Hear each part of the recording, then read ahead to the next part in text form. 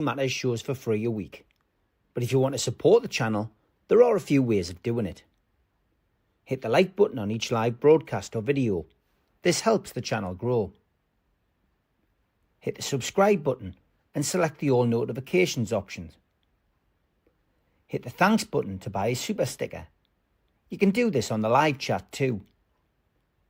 You can also join our Patreon page or buy us a coffee at the link in all of our video descriptions below. We are also looking for sponsors.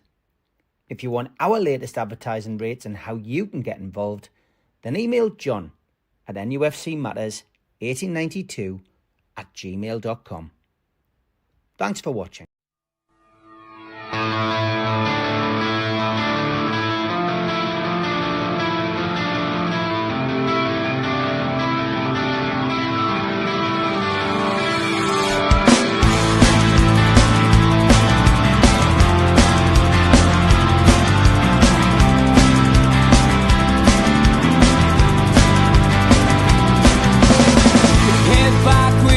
Attack. It feels like I've been talking to myself again, but it's the only way you're ever gonna learn. You look back and it's all in the past. I'm dwelling on the thoughts I cannot say to you. If I don't say the words, then maybe it's not true. And it feels alright when they come and say to you, you're the only thing that makes us all believe. Good evening again. Welcome to NUFC Matters for an impromptu Ask Mitch. Mitch asked if I was doing anything tonight. He was at the loose end, so here we are, mate. Aye. So it's the first night in about 2.5 months. I got in from work and thought, aside from maybe he's working on a few words for the book, I've got nought to do. Magic. It's been that crazy for the past couple of months. So, and I thought, well, I know you're busy this week, and I thought, well, if you wanted an extra show or something, I'm here. How's Dubai sports dentistry going? That's going to be my question tonight. That's been crazy.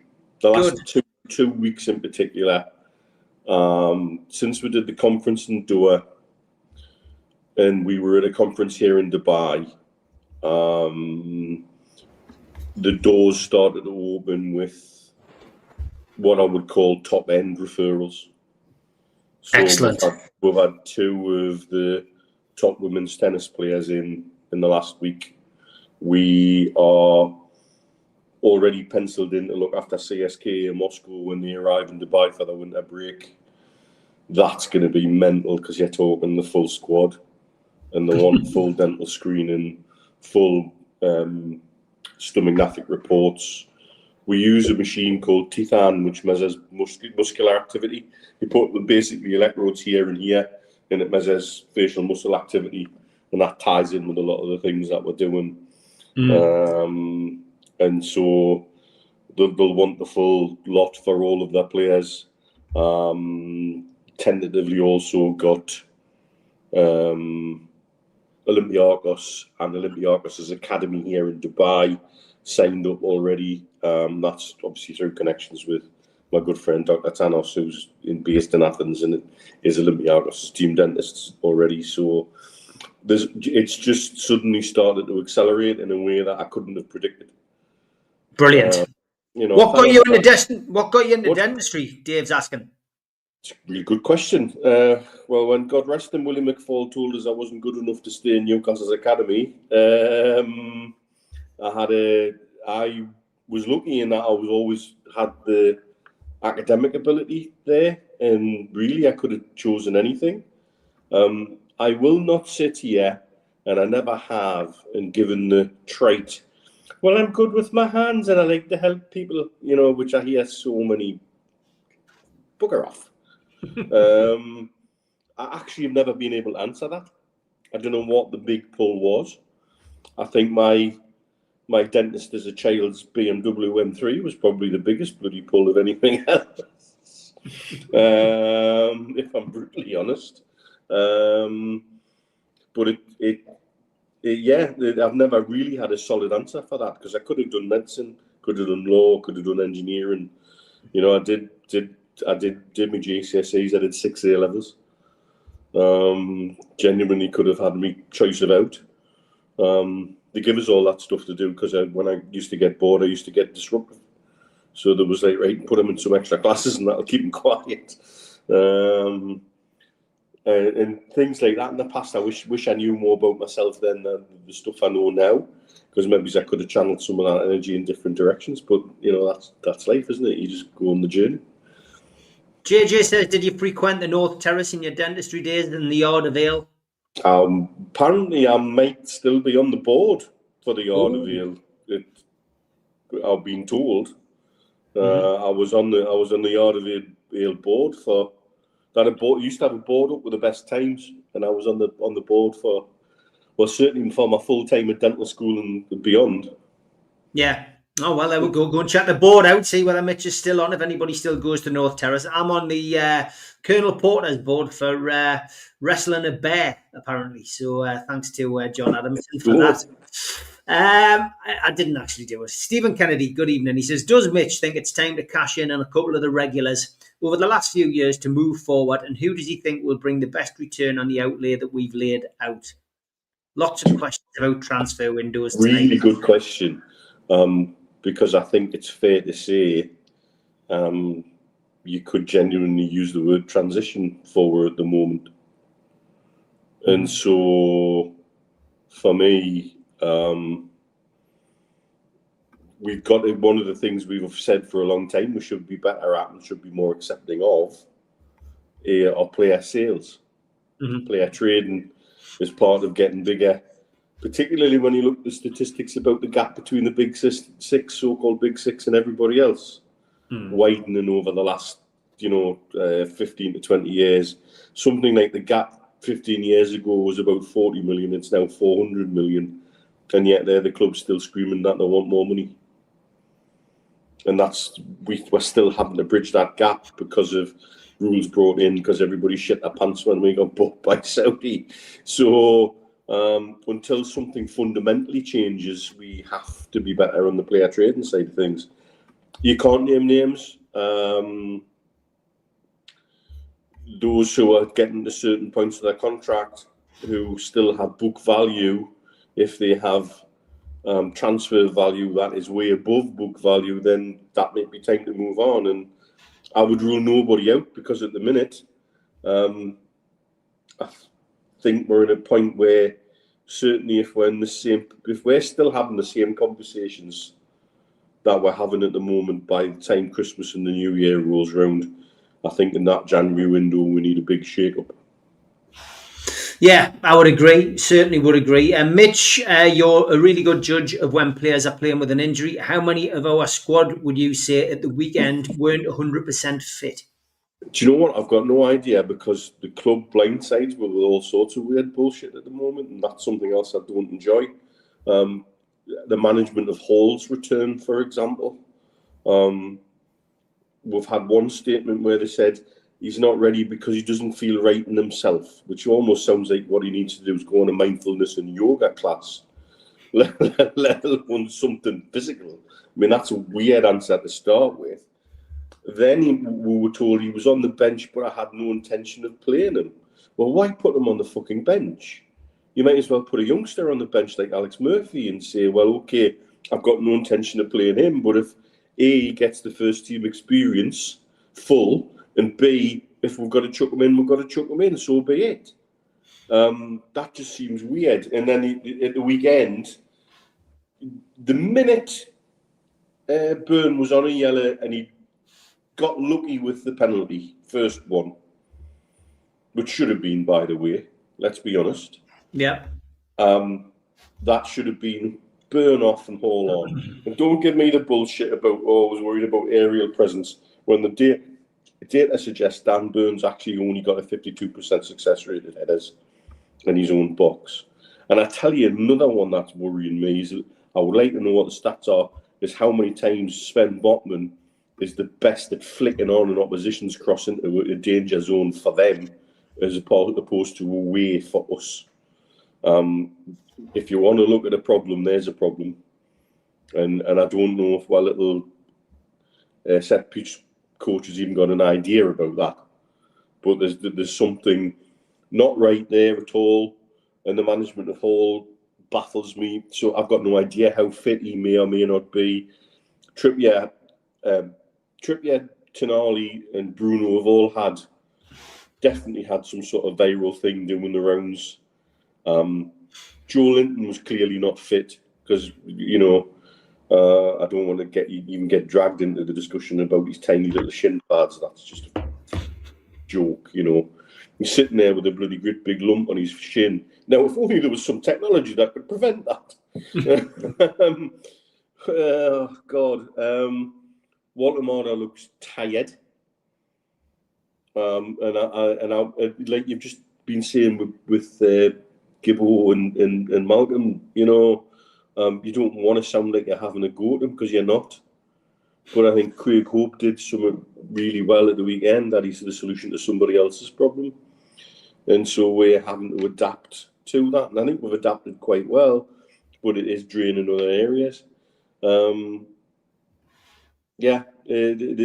is certainly, I find it much more difficult to work out what's going on with the players fitness-wise at the minute. Because in times we'll look a shadow of ourselves from last season. Yeah. Okay, let's move on. Lee Jones says, evening lads. Mitch, order of importance. Next round of Champions League, winning the derby, next round of the Carabao Cup, or climbing the league?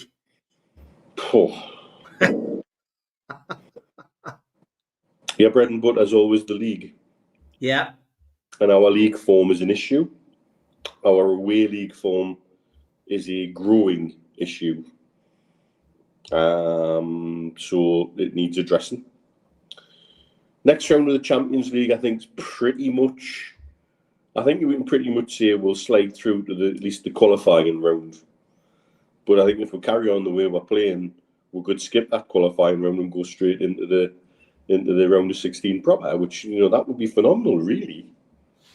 That would be a hell of a statement. But then, if that then becomes our only way to get into Europe, we're not likely to win the bloody Champions League. So we've got to get that league form sorted out. Carabao Cup, we've got a home draw. That's all you can ask for. And you've got to take that and hope that Fulham are in need of league results too and play a weekend side. And so I think that one will look after itself. And let's see what the FA Cup brings with. And I hate derby games. I hate derby weekends with a passion. I have to say, I watched a bit of Sunderland on Saturday night against Arsenal. And the one thing I'll give them is they're organised and they fight for each other. And that's taken them a long way. Yeah, it's taken them a long way. And you've got to give them credit. They've spent money.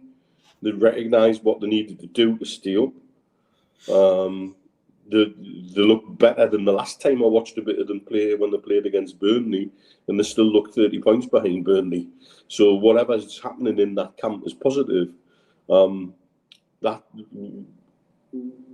increasingly that becomes a more important game, I think, for Eddie's future.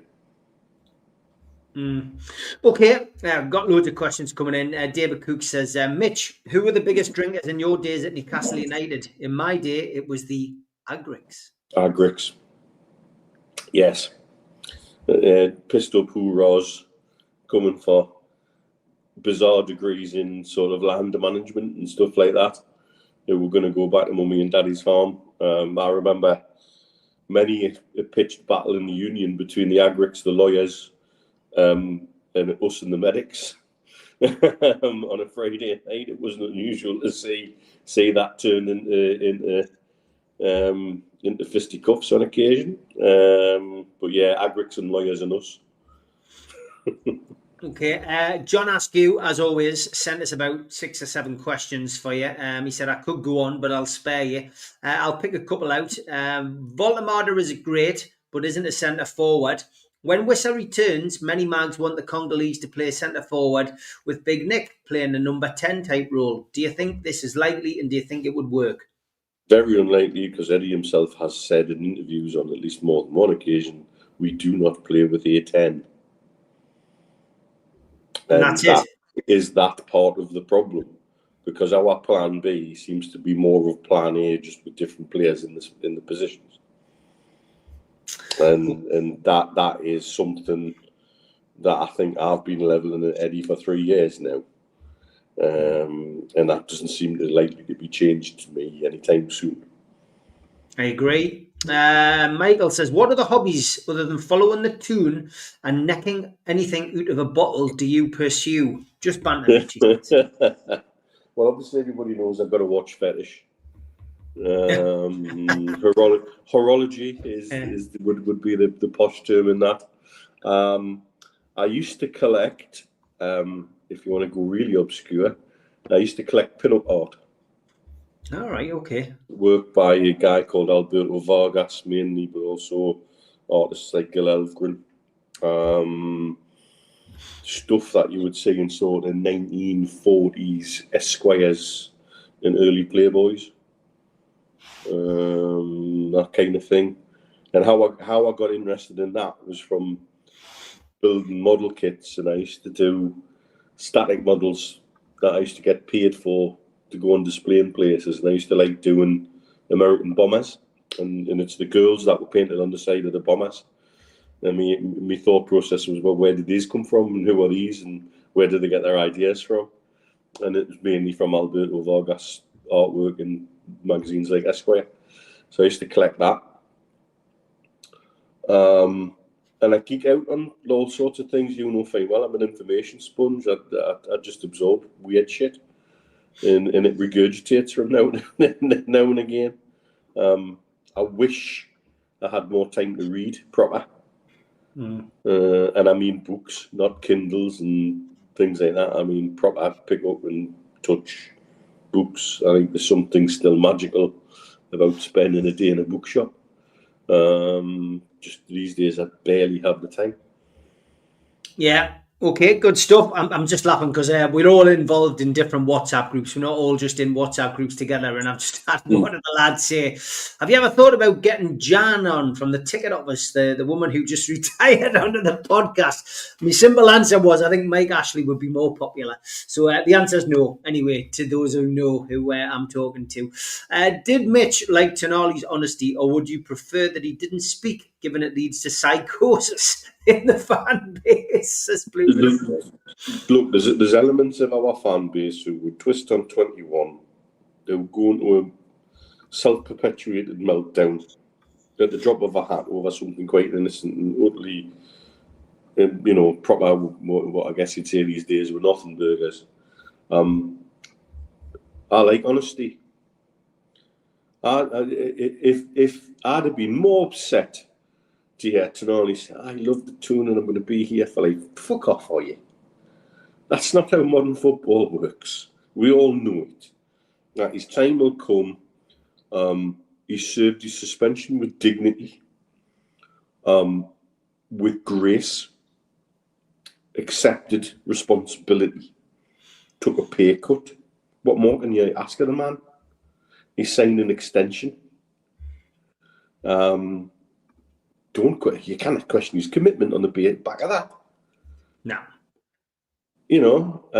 And I don't know whether it was tongue-in-cheek or for a bet when he's naming his best 11 he's ever played with, he puts Jacob Murphy on the right wing. Is that's somebody who's probably embedded in our squad and loves being here. But he also knows how fickle football is. Did he want to leave AC Milan? No, he bloody didn't. It would be like asking Alan Shearer to leave Newcastle United. But the circumstances were his club needed money. He was one of their best players. We had the money. We made the offer, and he had to come and sign for us. Will he end his career at AC Milan? I bet he does. I bet he eventually ends up going back there as a veteran. So we have to understand to live in the moment more. Football evolves and changes. Be present and enjoy what we have right now, because it mightn't be here tomorrow. That's football. Yeah. If somebody comes along in January and makes a ridiculous offer for him, I think we'll have to consider it because we're a team in transition. Mm-hmm. And so, you know, it wouldn't please us, but you've also got to accept what modern football is all about.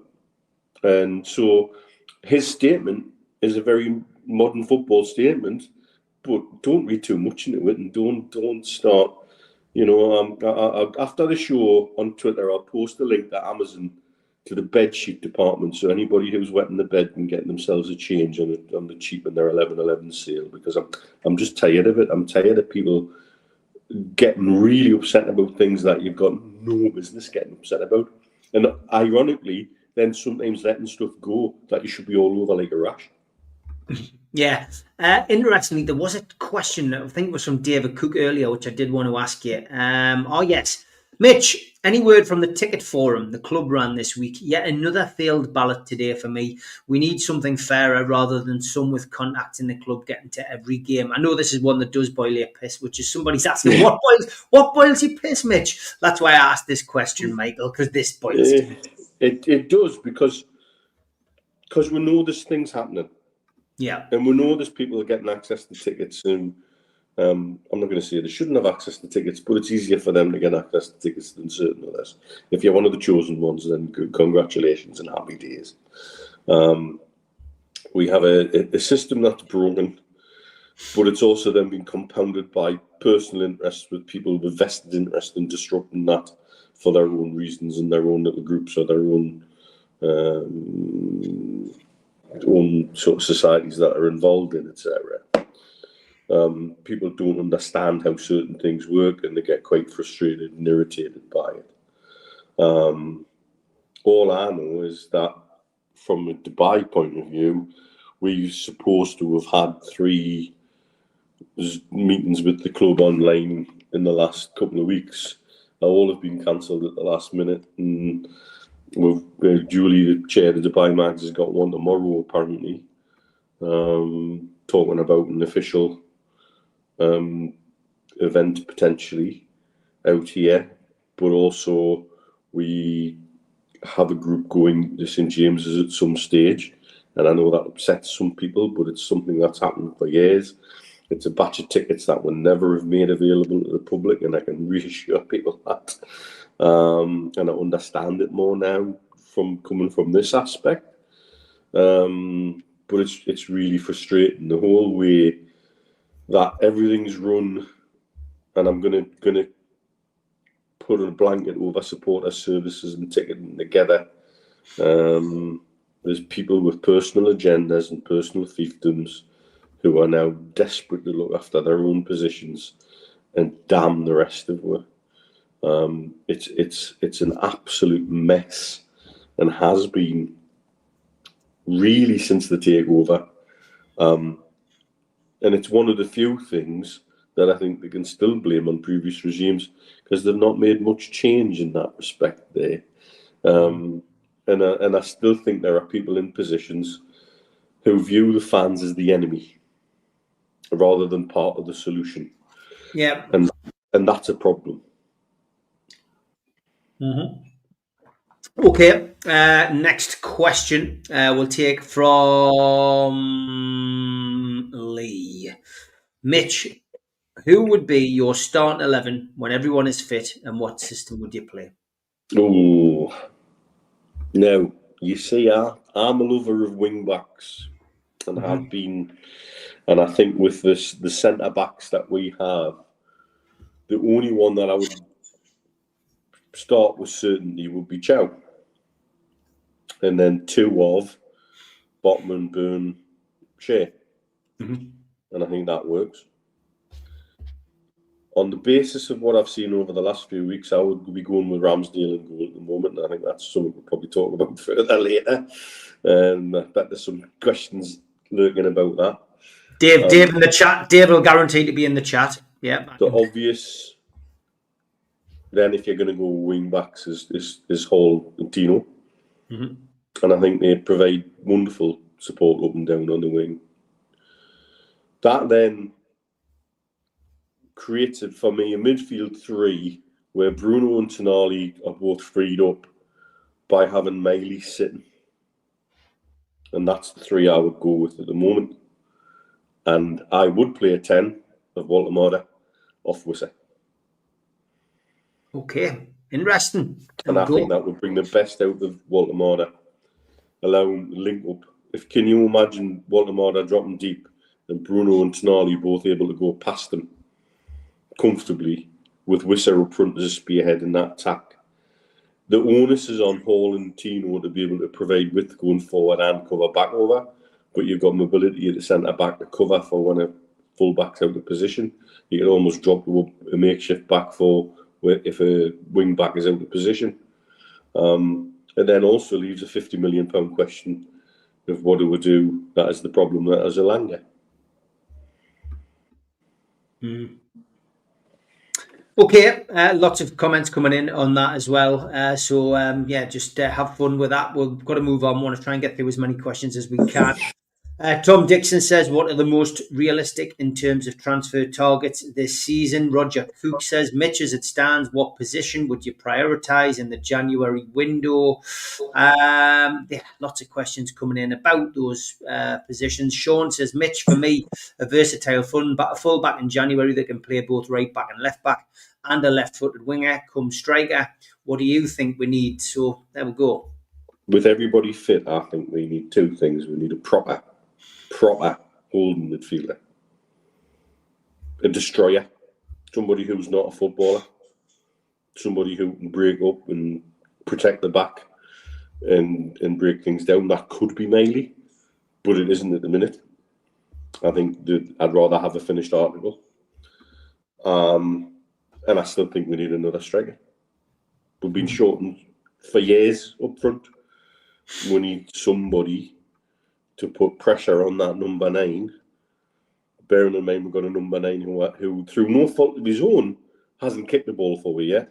And we're pinning a lot on. That's a lot to pin on him if it doesn't work. Yeah, lots of people coming in with different ideas. Other questions coming in. Let's keep them coming. Mitch, what do you think about Malcolm's comment on Elanga? If he doesn't improve soon, he would threaten him with a transfer window in January. I think that would be very harsh. I think he has all the elements to succeed in the 4-3-3 that Eddie runs. I think he's been a little bit unlucky. I think I hear on the grapevine that there are some off-the-field issues that he needs to be dealing with. His missus is heavily pregnant as well at the minute. And I'm sorry, these guys are people, remember. And his life's about to be turned upside down. He's about to become a dad. And I think for a lot of young men, that does turn you into a better man. But the chaos that precedes that sometimes does rather weigh heavy on your mind. Mm-hmm. Good God, I become a dad at nearly at the age of 40. And it preyed heavy on my mind. It was a total head fuck for me then, and I was pretty settled in my life, thank you very much. You know, I wasn't a young man who just moved cities, who just moved club. There's all sorts that you have to bring in that you got to remember. There's a personal side to this. We should remember it because of Tonali and the way we managed him. He could have disappeared off the face of the earth in that wasted year. And I think we've got a better player than the one that rocked up. Yeah, I agree. You know, so it's how you handle the person here. I think threatening Elanga with a transfer window in January does absolutely nothing for him. Yeah, I think he needs a little bit more time and a bit more support. 100%, I agree with. Stephen Kennedy says, what types of book does Mitch like? Have you ever read A Pattern of Islands and A Return to the Islands by Sir Arthur Grimble? He says it's a cracking tale of a kid working for the Foreign Office in the Pacific. I haven't. I really like the Kane autobiographies and biographies, life stories, that kind of thing. Factual stuff, factual history stuff. And I do like to dabble in a little bit of pseudo-archaeology. There we go, but you didn't hear that. See that one coming. Barry says, do you think Eddie has ever thought about recalling Matt Target, or has that bird flown? I would say that bird's flown a long time ago. gone. I gather there may be a deal in place to turn it into a permanent transfer in January, but whether Borough's manager will even kibosh that, I don't know. Mm-hmm. Yeah, it's an interesting one to keep an eye on. Do you think going for the Carabao Cup has given us a problem, says David Baird? It's a nice problem. Who doesn't want to defend the trophy that you've won? And in the way the draws worked out, if we get through to the semi, it's ours to lose again. Yeah, of course it is. Of course it is. Les completely agrees on Tonali. Even he says he's a better player. And yeah, we'll have got the Takeover book coming out next year. Next October, it will be out. Lots of work going on behind the scenes on that. Tom wants to know, when do you think our away form will change? Oh, it has to change soon, or something drastic may happen. Mm-hmm. I can't explain it. The performance at West Ham was the worst performance I've seen us put in since the home loss to West Ham last season, where we had 0 shots in 45 minutes in the second half and were absolutely abject and dire. For me, that performance at Brentford was worse again. And again, comes with no explanation. You go 1 up, then why did we disappear into our shell? Why did we let them even get a toehold back into the game?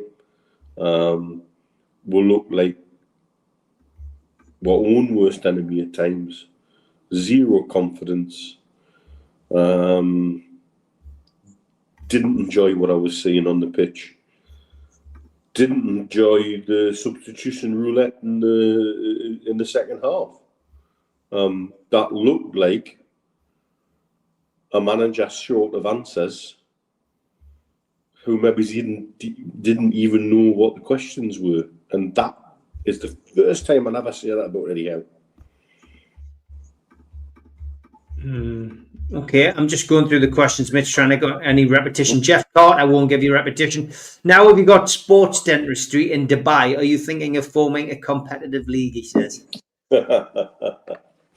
It's like the joke about going to the sperm bank and the glass says, would you like to masturbate in the cup? He says, well, I'm good, but I don't know if I'm ready for competitive.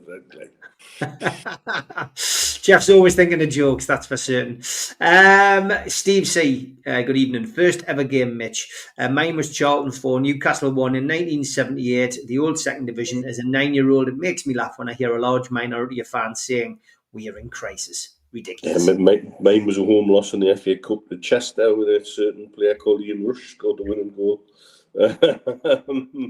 And you thought I would have got the message then, and I didn't. It still is etched in my memory now, going into what was then the new stand. Floodlights were already on. It was one of those grey overcast January days. The pitch just seemed so green and big, and there's something about St James's Park even now when I go into it. You could kidnap us and blindfold us and drop us into St James's Park, and I would know from the touch of the steel of the handrails, the feel of the concrete under my feet, and the smell of the place where I was. Can't explain it. It's weird, isn't it? And it goes back to that first game for me. But yeah, it was a cup game against Chester in the FA Cup. That was my first. Gary V says, Mitch on dentistry. How dangerous is an extraction for someone having zoledronic acid infusions for osteoporosis? Tricky. Healing can be complicated. You certainly don't want to induce any healing problems or post-op infection problems. So I would refer to an oral surgery unit and let them handle it. There you go. Some honest advice. Dean says, Mitch, who's your best Happy Design pet character, and have you got a favourite scene? Oh, you've got to love Oz, really. And when he's being strip searched and he asks what you're going to find up there, new number 9 for Newcastle United, I think that's one of the best ones for me. Okay. How much time do you think the Saudis will give Eddie to turn it round? Surely they're going to expect Champions League qualification at least. Without that, it will be financial suicide, says Barry. I think the ownership at the minute are harder to read than ever.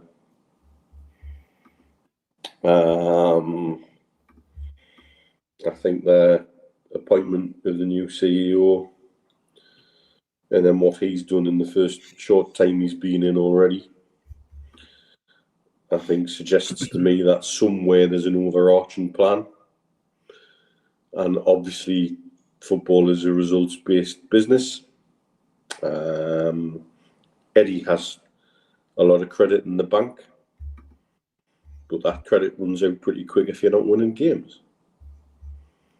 And let's be honest, the league table doesn't look good at the moment. And Champions League qualification is unlikely to come by winning the Champions League. Let's all be honest about that. So we've got to be turning around that league form pretty damn quick. Stephen says, Mitch, why do you think we didn't pay the asking price up front for Wissa instead of paying over the odds for him on deadline day? If he'd come in when we were in the top four as we stand today, we would have been in the top four as we stand today. I mean, it's an interesting one. Why did we mess around with Wissa? Is it because we thought we were going to get other players in before him and we got knocked back by Alex? Can you tell me, with all honesty, who was in charge of all of this? Mm-hmm.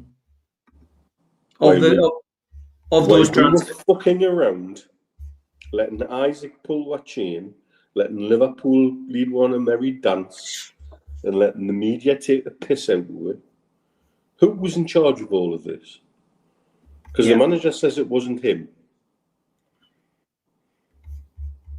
So if it wasn't him, who the fuck was it? Mm-hmm. And we're going to get no answer, by the way. We're going to ask these questions until we're blue in the face. They're not going to tell them. But somebody was making these decisions. And they patently weren't football people. Because some of the decisions were rank, awful, absolutely poor. And we're paying for it now. We've paid for it since the start of the season. The whole affair, the pre-season, has overshadowed the start of our season. It cost us points early on by not having a functional number 9 in place. We would probably be, I think, at least 9 points better off. Had we had functional number 9 from day one. And that's not tweaking many of the results by much. That's how well we've done in spite of all of that, really. But somebody within the ownership and the structure needs to be sucking this up and taking responsibility for it. Somebody made those decisions.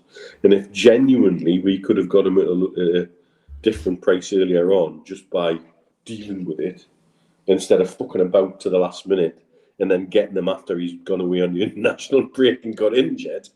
Yeah. And I know that's a sliding door moment that nobody has control over. The player doesn't, so you can't really have a go at the player about it. The club really doesn't. You kind of, it is, it's football. But the summer wasn't handled very well, was it? No. It was a summer of discontent.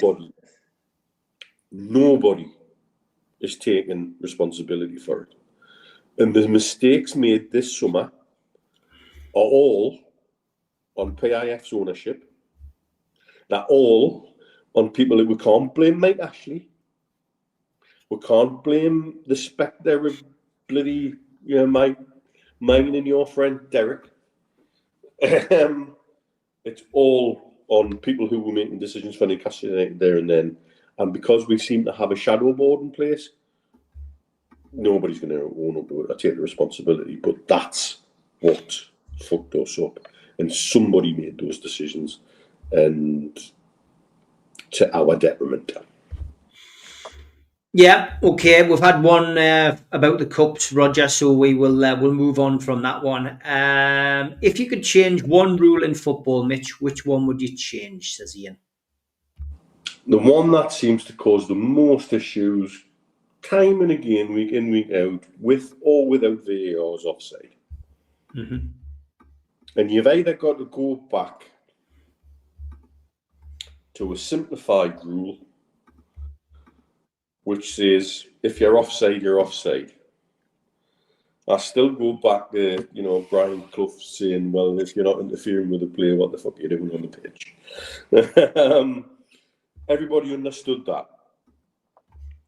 the intention of the change was to allow, a little bit of margin of error. VAR has proved that the technology is there to measure whether you're offside by the width of your foreskin, basically. That's great. Is that the spirit of the law? Should we be looking at, that level of detail? Or should we be looking at a point of view of is that perceptible to the human eye? Or are they gaining a sporting advantage from that? Because there's positions I can see where people are being given offside simply because their body position's one way and the defender's body position's another way. They're not that wouldn't change the outcome of what happened. They're not gaining a sporting advantage from it. So is that really what the intention of that's all about? The option I've always liked to deal with offside is, how on a Subbuteo pitch there's an extra line halfway between the halfway line and the 18-yard box. Mm-hmm. And the idea in Subbuteo is you can't score a goal from outside of that line. You've got to be across that line to score. You use that point in the middle of the pitch where you can be offside up to that line. Offside doesn't exist and it only exists past that line.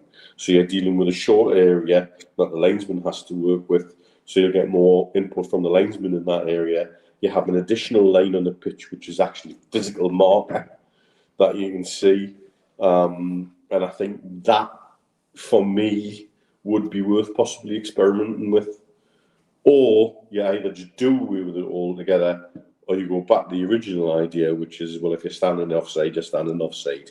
Simple. Yeah, I would agree with that. It just causes so much ridiculousness now with VAR. I love the technology. We need as much technology in there. We need better quality of idiots using it. We need better trained referees. We need better trained assistant referees. All of that. But something needs to be done with offside now because it's lost the spirit of what it's supposed to be there for me.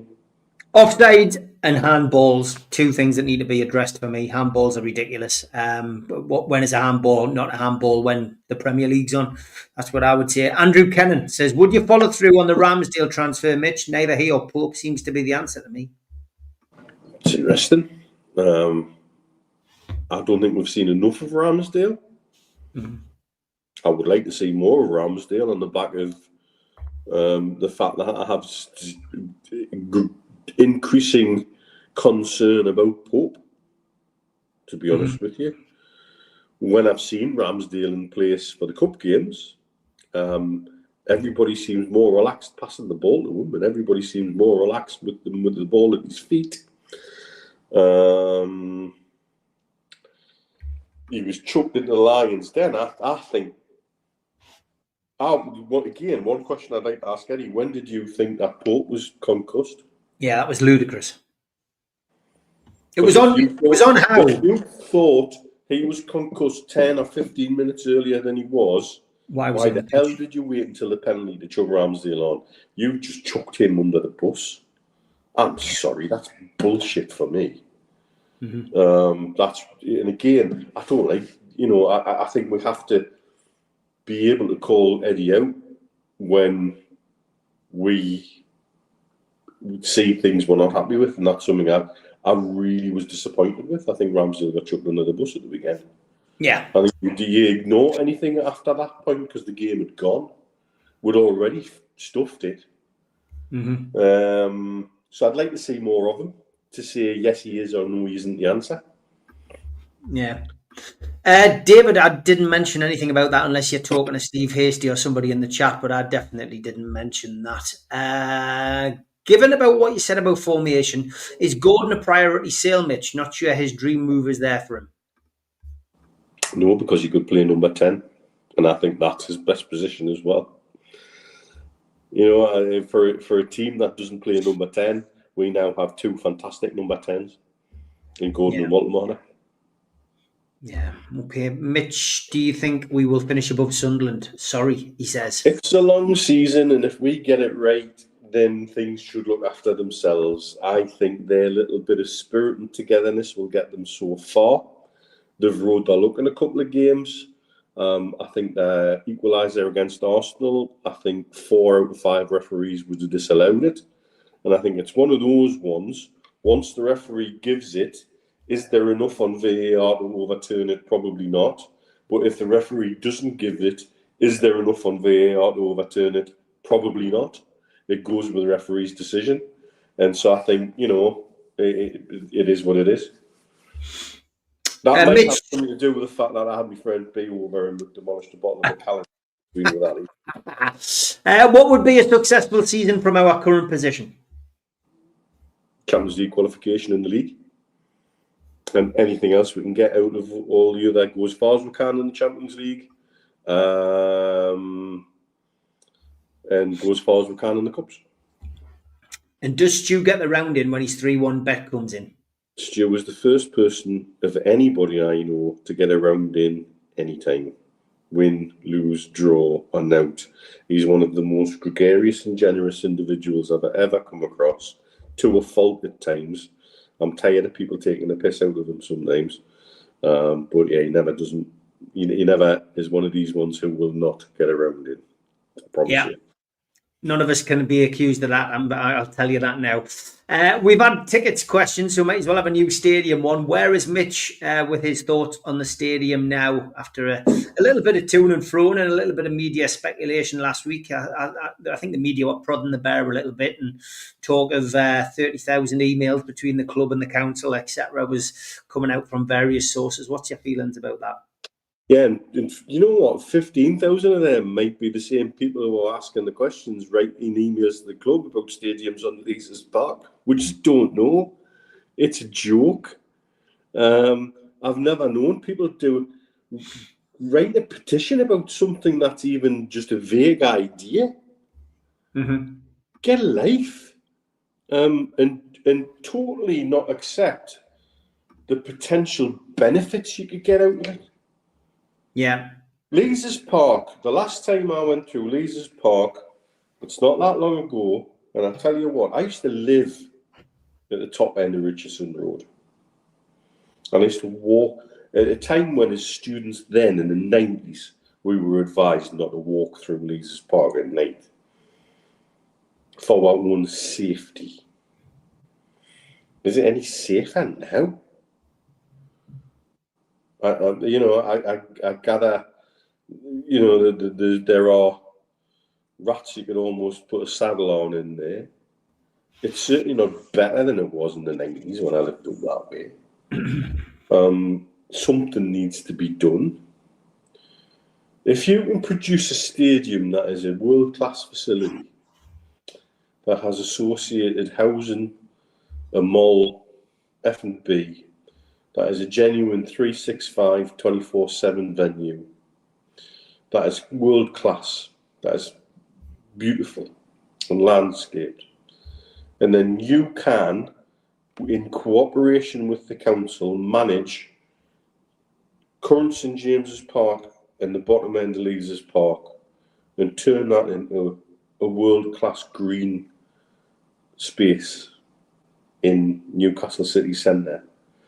You will gain a better quality green space and more things that will attract more people to it. Mm-hmm. And look at the positives, because the council can't do it on its own. If the club wanted to be real shits, they could leave St James's Park, go to a new site somewhere out of the city, and say to the Newcastle City Council, well, that's your problem now, because it's your land. And demolishing St James's Park would bankrupt Newcastle City Council. I can tell you that as a fact. Anything that needs to be done with those spaces needs to be done in cooperation with the club, with the owners, who have got money they want to invest in Newcastle. Yes, for their own gain. They want Newcastle United to be a profitable entity. They've already tripled their money in tight economic times at far better rates than you'd ever get off a bank. That's how bloody good they are at it. What more could they do? And I'm telling you, it's beyond what I think some people are capable of envisaging. However, people are frightened of it because of the lack of trust. Mm. And I'll tell you the people I trust least of all, it's Newcastle City Council.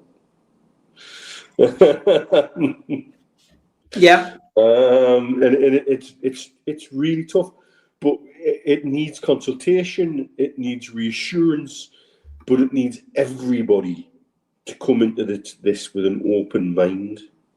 And if your mind is so closed as to not see the potential benefits of regeneration of a part of the city centre in conjunction with Newcastle United getting a world-class stadium, you get a world-class green space and a load of other things beside, then I don't have any hope for you.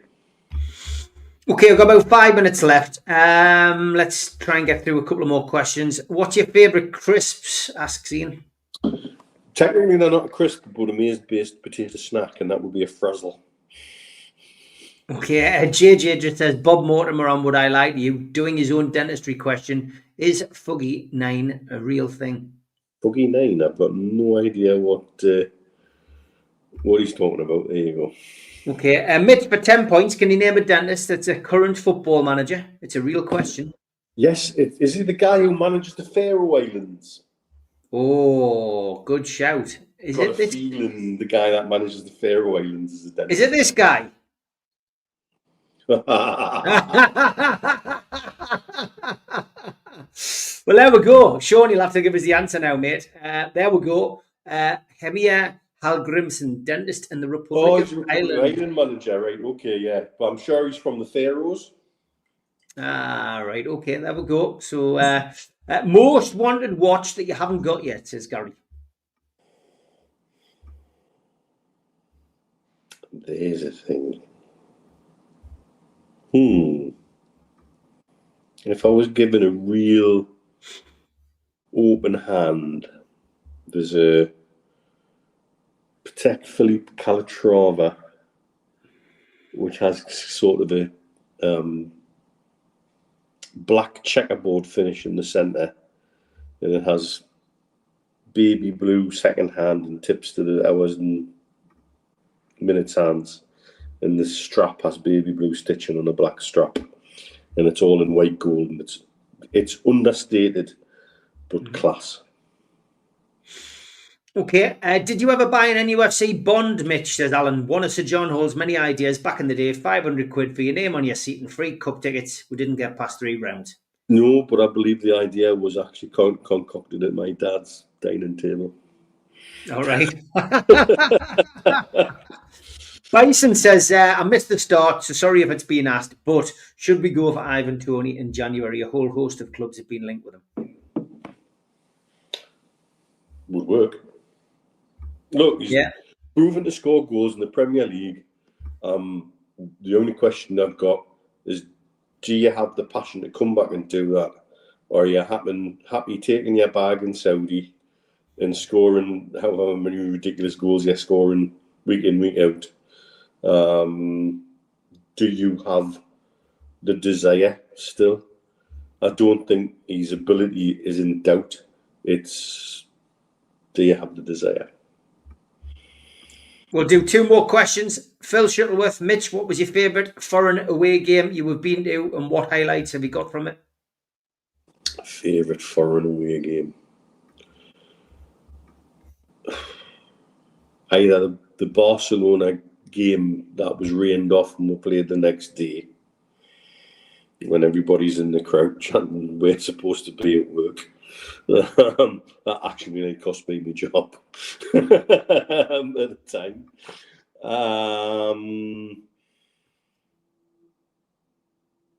It was a fantastic trip. Bruges away. Oh yes, Bruges, remember that. That was just a cracking trip. And I'm amazed that I have any memories of it. Jeff says, what's the worst thing you've found in a pie? Awful. Awful. And it was awful. And Mark Slavin, that was you get the last question. What would Whistler's lack of pre-season have contributed to his injury, do you think? You can't say it hasn't. You can't say that he didn't have a proper pre-season and how much of that was our fault. Yeah. And then he goes away and plays 2 games, 2 intense African nations games for World Cup qualification I think within 6 days. And they were both intense, and I believe in the second one he got kicked to high heaven for most of the second half. Yeah. And so you have to wonder, did it contribute? It certainly can't have helped. No, definitely not. Great hour, Mitch. Flew over. Thank you very much for your time. Thanks for suggesting it. I think everybody needed that, and lots of positive comments coming in the chat. Mitch will be back with me and the guys on Friday night for the Three Amigos at 5 o'clock. I remember to click the right link on Friday night. Yeah. Exactly. And we will both be back with Stu Penman on Sunday for a much needed professionals as well. It's been a while since we got together for that one. So looking forward to that. But enjoy the rest of your night, mate. Good luck with the Dubai Sports Dentistry, mate. It's great to see that blossoming, and look forward to seeing you on Friday. Take care. Yes, everyone. A big thanks to all our sponsors, Skips and Bins. You can find them at their website, skipsandbins.com. Contact them at www.skipsandbins.com/contact. Say hello to low-cost waste disposal with pay-as-you-go and contract waste management. A big thanks to Mr. Vicky's Sauces, handmade in Cumbria. You can find them at their website, mrvickies.co.uk. Email info@mrvickies.co.uk or telephone 01768 210 102. Thanks to our fanzine sponsor, United Group Travel. There are no strangers on our tours, just friends you haven't met yet. 2 crew driver and courier, local family company, 3-star plus quality hotels and no interchanges. Hot and cold snacks and drinks available on the coach, all excursions included. Their website, unitedgrouptravel.com. Email beverly.ugtl@gmail.com. Telephone 01670 632 460 or 0791 666 4174. Just £30 per person deposit. Thanks to Media Arts for all the help with the technical side of things. And if you like listening to us as a podcast, you can go to Sports Social Podcast Network or to iTunes, Spotify, or other podcast providers. If you want to support the show, then hit the subscribe button. It's free. We do 7 shows a week. Hit the little thumb up under the video, which is the like button, or click share to share to your social media. You can also join the channel on YouTube by hitting the join button for as little as $1.99 a month. If you want to become an NUFC Matters member, you can go to nufcmatterspodcast.co.uk. It's a £25 one-off fee. You get your pen, you get your badge, a key ring, you get your beer mat and your fridge magnet and your membership card, nufcmatterspodcast.co.uk for that. And we have an event early next year, 13th of February 2026, an evening with Beardsley, Waddle and Gascoigne takes place at the Tyne Theatre and Opera House. To buy your tickets for that event, go to the box office 0191 243 1171 or Tyne Theatre and Opera House.uk.